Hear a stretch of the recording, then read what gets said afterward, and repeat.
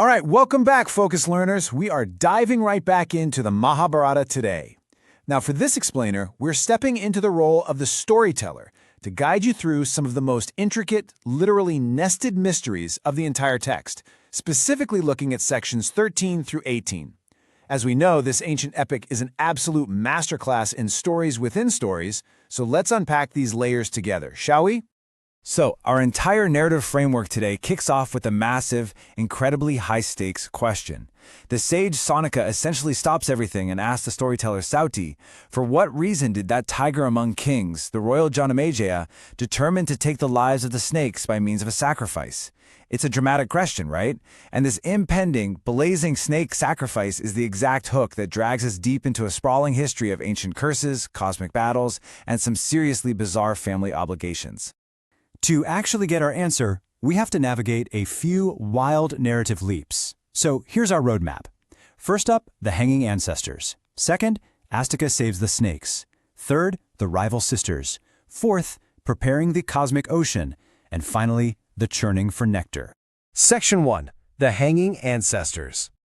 Our story starts with a fiercely dedicated ascetic sage named Jaratkaru.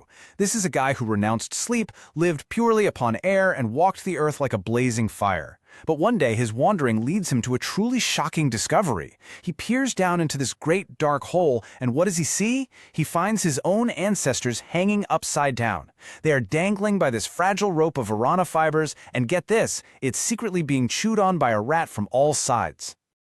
I mean, why on earth are they in this predicament? Well, these ancestors are the Yayavaras, and they're literally sinking into the earth because their lineage is facing total extinction. They explain to Jaratkaru that because he's chosen this life of rigid austerities and completely refuses to marry, their entire race is doomed. That rat chewing the rope? It represents the relentless, unavoidable passage of time. So, to save them from falling into the abyss, they command him to abandon his vows, find a wife, and father a son. Section 2.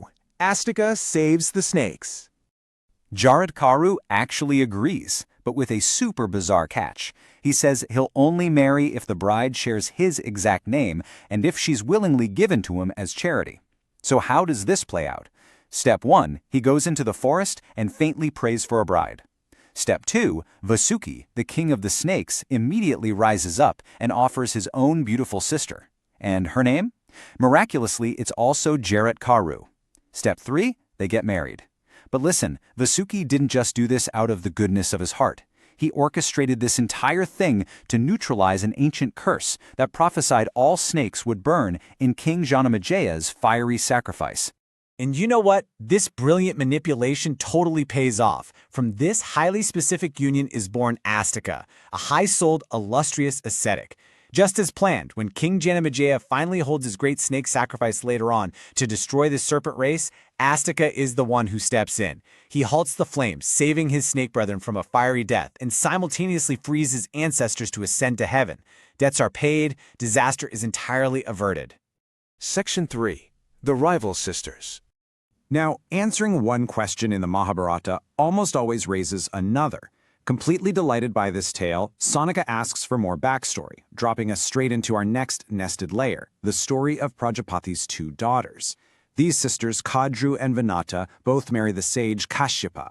He's so pleased with them that he offers each a boon, which essentially kicks off a massive cosmic rivalry. Kadru asks to be the mother of 1,000 snakes of equal splendor. Vinata, being incredibly competitive, asks for just 2 sons, but she wishes for them to entirely surpass Kadru's 1,000 offspring in strength, energy, and prowess. Let's look at how this timeline actually unfolds, because it takes a while. Both sisters sit with their warm eggs for 500 years. At the 500-year mark, Kadru's 1,000 snakes hatch.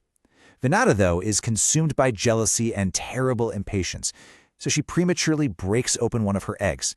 The child inside is only half developed. Furious at his mother for this, the child curses Vinata to serve as a slave to her sister, right before rising into the sky to become the charioteer of the morning sun. The only way she can be freed is to wait another 500 years for the second egg. So she waits, and finally, a full 1,000 years later, Garuda, the mighty serpent eater, hatches and takes wing. Section 4. Preparing the Cosmic Ocean. Okay, this brings us to a fascinating narrative bridge. While the sisters are completely wrapped up in their rivalry, they happen to see a magical, divine white horse of irresistible vigor approaching. Its name is Uchai. Seeing this horse prompts Sonika to interrupt the story again and ask our next pivotal question. Why exactly did the gods churn the ocean for nectar, and under what circumstances did that incredible horse even spring up? Saudi explains that the Celestials were gathered on a golden, gem-decked peak of Mount Meru, absolutely desperate to obtain amrita, celestial ambrosia. Narayana tells Brahman that they must churn the ocean itself to get it, and the sheer scale of this logistical undertaking is just staggering. The cosmic cast includes the massive Mount Mandara acting as the churning rod.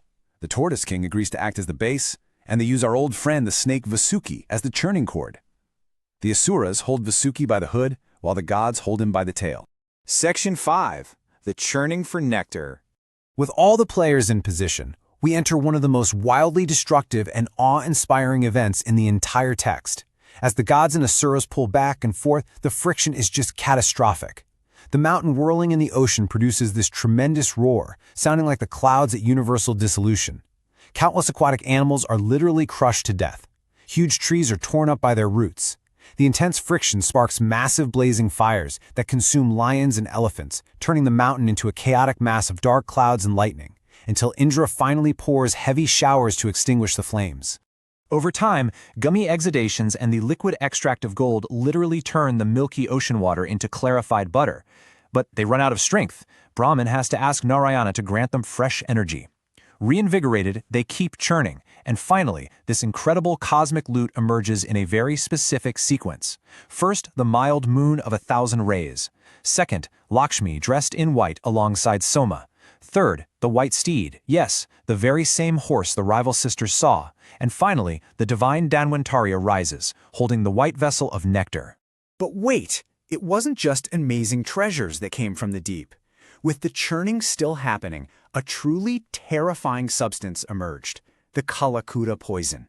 It engulfed the earth, blazing up like fire and emitting fumes that absolutely stupefied the three worlds. To save creation from total destruction, the divine Maheshwara, Shiva, was solicited by Brahman to swallow the blazing poison. Shiva held it right in his throat, which turned a deep blue, earning him the name Nilakanta, the blue-throated one. Now, seeing the nectar, the Asuras are filled with despair and actually prepare for outright war to claim the amrita. But Narayana has one final trick up his sleeve. As the text captures perfectly, Narayana called his bewitching Maya to his aid, and assuming the form of an enticing female, coquetted with the Danavas. Completely charmed by her exquisite beauty, the fierce Asuras lose their reason entirely and willingly hand the vessel of nectar right into the hands of this fair damsel. It's a massive, brilliant, divine deception right at the finish line. With the nectar safely in hand, will the gods truly secure their immortality, or will the Asuras violently realize they've been tricked? And how exactly does all of this tie back to those rival sisters and their magical horse? We are going to find out soon. This series presents the Parvas of the Mahabharata in their original sequence, without altering the core narrative to make the story easier to understand.